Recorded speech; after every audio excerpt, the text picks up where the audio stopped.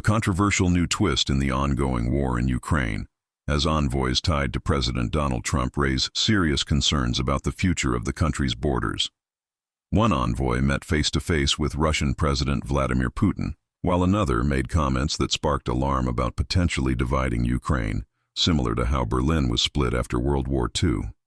Trump's envoy to the Kremlin, real estate executive Steve Witkoff, met with Russian President Vladimir Putin in St. Petersburg on Friday. The two reportedly spoke for 4 hours, but the content of the meeting remains a mystery.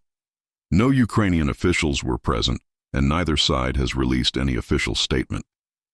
After the meeting, Witkoff flew to Oman for additional talks with Iran. President Trump, posting on Truth Social, urged Russia to get moving on a ceasefire, calling the war terrible and senseless, and claiming it would never have happened if he were in office. Meanwhile, another Trump-appointed figure, retired Lieutenant General Keith Kellogg, ignited outrage with comments published in the Times of London. Kellogg suggested Ukraine might end up divided like Berlin after W2, with Western allies such as Britain and France possibly stationed west of the Dnieper River. Russian forces, he said, could remain in the eastern territories they currently occupy, separated by a demilitarized zone. The Dnieper River, which cuts through Ukraine, could become a dividing line in this scenario, an idea that Kiev is likely to fiercely oppose. Kellogg later attempted to walk back his remarks, saying on social media that he was misrepresented. He clarified that he was discussing zones of responsibility for a resilience force, not the partitioning of Ukraine.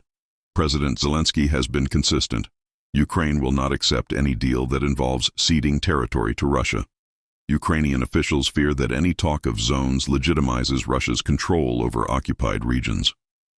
Russian Foreign Minister Sergei Lavrov has also made it clear Moscow will not accept NATO peacekeeping forces under any condition, and while negotiations remain murky, the violence continues.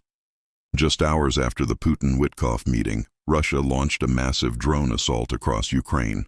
Out of 88 drones, Ukrainian forces shot down 56 and redirected 24 using electronic warfare.